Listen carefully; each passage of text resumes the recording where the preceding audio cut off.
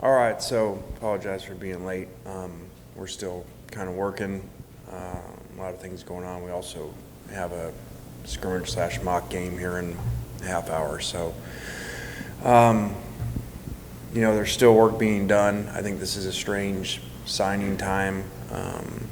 Once we switch to the early, so it's not your full, just like I've said the last couple of years, it's not your full class with guys potentially still out there to sign later today or, on normal signing day, plus with so many transfers that some already coming here and a lot we're still working on that we can't even talk about the ones coming here. So it's a little bit strange. Like I think I kind of mentioned before, it's like talking about your draft class on draft day after before the third day of the draft. Now I guess when it's went to 3 days. So excited about the guys that, we've already received their papers. I think there's a lot of really good players in there that our coaches did a good job, and our entire program of working really hard, to put this together and capitalize on the momentum on the field over the last couple of years. So, and keeping, a couple really high impact, high recruits in the state of Mississippi home. So, but again, kind of usual press conference because, no portal guys to talk about, which is a lot of the classes nowadays, and, normal questions about how many spots left and all that. Well, you're also in a different era because you don't have the 25 cap, which has made things extremely different than normal in all areas. So.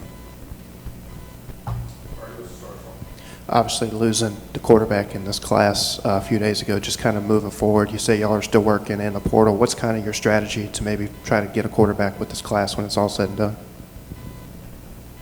Well, things aren't always what they appear to be, so I wouldn't say we lost a quarterback. So, but it is what it is. Again, because of the portal and because of it being so different and people with 1 year of eligibility to 4 years of eligibility going in it, that even walking down here, going over this and stuff, it's just kind of being a weird press conference to have because it's so incomplete compared to what this will look like when we start spring ball, let alone camp, as we've seen, because nowadays you've seen guys in the summer still transferring in a million places. So we do have some quarterback depth issues to work on. I think that in general there's depth issues around the country and everywhere because you got all these kids going in the portal. Whatever it was, 1 out of 9 now kids are in the portal. So a lot of work to do at a number of positions, but especially at quarterback. You mentioned it, but keeping the top Mississippi players in the state, you guys right now have, I think, 3 of the top 5 players in the state. Just how important is it for this program to win those battles for the in-state players? I think really big, which is obvious, something that didn't necessarily happen when we first got here. They were going away to play, and so I think we did a better job of that. We need to continue to do that, and as guys come in and have success here, that'll help that. And I'm not going to get into NIL a whole lot and stuff, but that had some effect before, where I think it's public knowledge that we're in a little better position. Well, we're definitely in a better position than we were sitting up here a year ago. Coach, navigating this new landscape, I know there's nothing you can do about it, but is it kind of frustrating? I mean, it seems to me like it's just a quagmire. Well, I don't know, that's a big word for me, so. Yeah, it's very abnormal. I mean, this could have happened anyway because once signing period got moved up, but our players are already warming up for a scrimmage, or a mock game today, a week from the bowl game, as we're doing this on the phone with recruits. But then we also have had players that are going to play in this game missing practice because they're on official visits to other places because they're in the portal. So it is a very strange time. And you're going to see more kids going to the portal around the country after their games, which is kind of what it used to be more of. So, yeah, it's going to continue to move all over the place until they figure out a better way to do this. You know, you just got way too big of free agency windows open. And really, which is good for them, you basically have a really good system, a very player-friendly system, you know, in all areas. Whether it's NIL and not real contracts that lock players in, or the portal that you can just go in and, you know, come back and go to visits and see what your market value is. So, you know, there's nothing like this in any professional sports, you know. So, usually professional sports, they're always arguing are not player friendly, and the players associations are always working for them. This is a super friendly player system now. Last question from me. In general, what are the positions of need now that you're going to be looking to fill in with the transfer portal?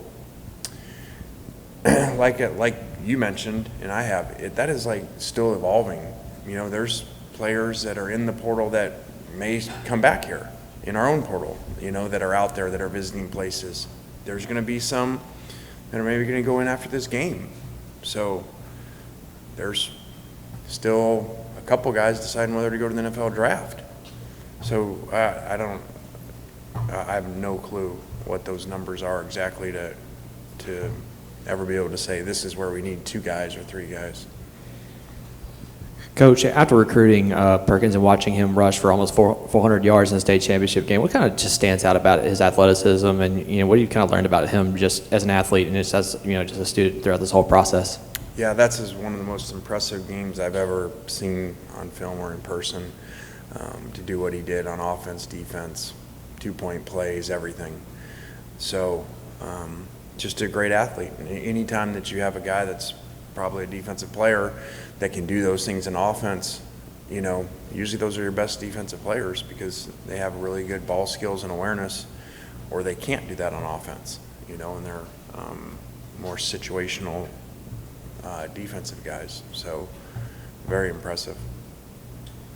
Lane, I know you said you're still working, obviously, but I think for now you've got the smallest high school class in the SEC. When you're putting that together, are you conscious about leaving space, leaving yourself flexibility for transfers, or do you just kind of let it fall where it falls when everything's done? Yeah, like I said, we're still working. I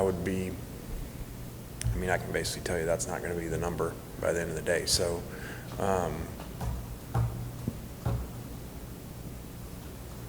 but again, there's no 25 rule, so, you know, that thing before about how many spaces are left, that's not really, you know, there's not math to do that. And you don't know what your 85 is. So I think that you will see a lot of portal players here, and maybe not even necessarily like what you're used to, where it's just all, okay, these are portal guys that are supposed to be starters. I think you'll see portal guys come in backup roles because you're going to fill out your roster, and all these guys aren't going to have, there's thousands of guys in there. They're not all going to find what they think they're going to find. Coach, with Bryson Sanders, you know, his grandfather being a player here and all that, just throughout his recruiting process, did you kind of learn anything just new about Ole Miss? Just him being, you know, a grandson of someone like that, and you mentioned him on social media kind of being a leader kind of with this class. What, if you want to elaborate? Yeah, he's a special kid, special family, and you know, I think he's got all the signs to be a really good player and leader up there, and you know, stayed with us with a lot of people coming in to get him, including a coaching change, and you know, that staff going all out to get him. So you know, this is a very impressive kid. You got the commitment late from Riscano and then getting him today. Just what does he bring to a room that's kind of one that, you know, you're not too concerned with what the depth was? I think that he's been extremely productive back.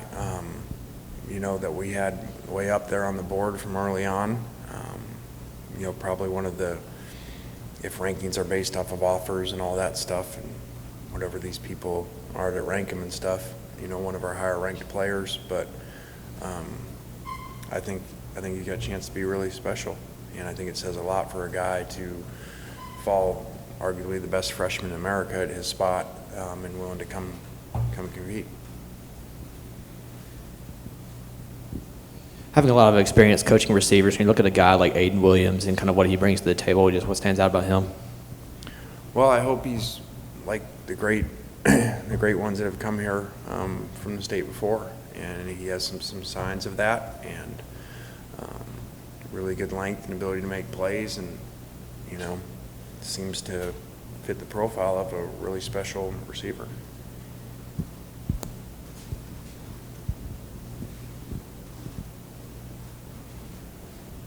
Has Zach Evans given you any indication what he's going to do next year? Is that why you tried to get Ruscano as well? He has not. He is still figuring that out. We have talked, and he's still weighing his options. Anything else for Coach? All right, guys. Thanks.